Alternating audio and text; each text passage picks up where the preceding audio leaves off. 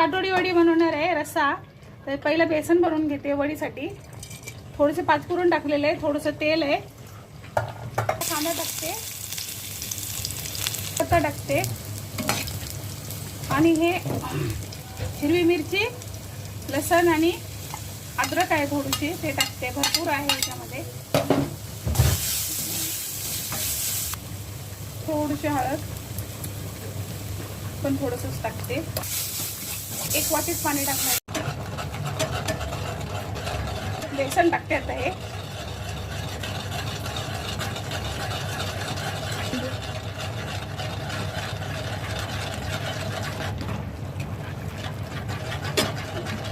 बेसन टाकताना असं घोटायचं आणि ते गटोळे येतात, गोळे होतात बेसनचे, तेव्हा थोडंसं ना पाण्याचा शिंकवा द्यायचा, ते पण गार पाणी।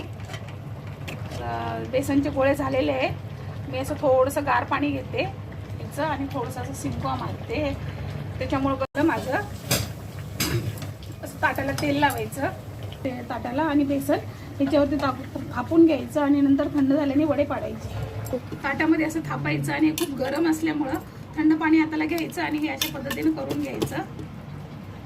बघा माझं बेसन झालेलं आहे थापून। आता याला गार झाल्याच्या नंतर मी याचे वडे पाडणार आहे। हे पाटोड्याच्या भाजीचं वाटण आहे।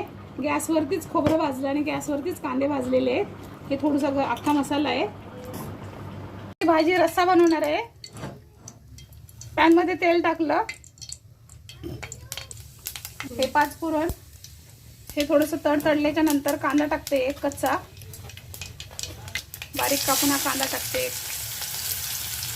त्याला मस्त भाजून घेते,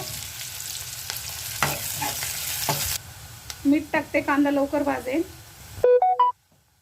हळद थोडीशी पण टाकते। ते पाहिजे बरं का भाजीला, तर एकच चम्मच टाकायचा धनिया पावडर, मसाला, खूप मस्त वाटते। हे सगळं असं भाजून घ्यायचं, तर असं हवा आहे आपल्याला त्या पद्धतीने टाकायचं पाणी।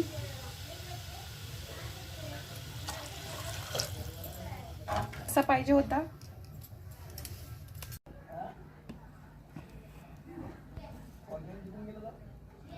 ते कापून झाले, मी अशा पद्धतीने कापले। तुम्हाला जसे पाहिजे त्या पद्धतीचा आकार करू शकता तुम्ही। फोडणी दिलेल्या पाण्याला उकळी आली, आता हे वडे सोडते त्याच्यामध्ये।